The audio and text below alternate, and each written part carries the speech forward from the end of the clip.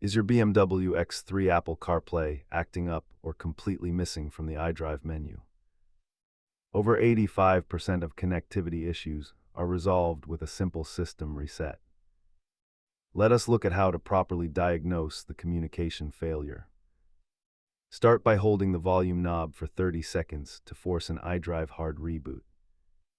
If the reset fails, the problem likely stems from a damaged port or antenna. Compare your DIY options against dealer services that require professional diagnostic software. Software remains the primary culprit, followed by physical cables and internal module failures. Advanced users should check for bus errors using an OBD-I scanner before replacing parts.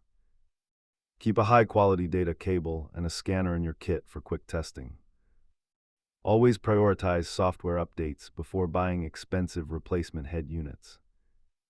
Thanks for watching, and let us know if your CarPlay is back up and running.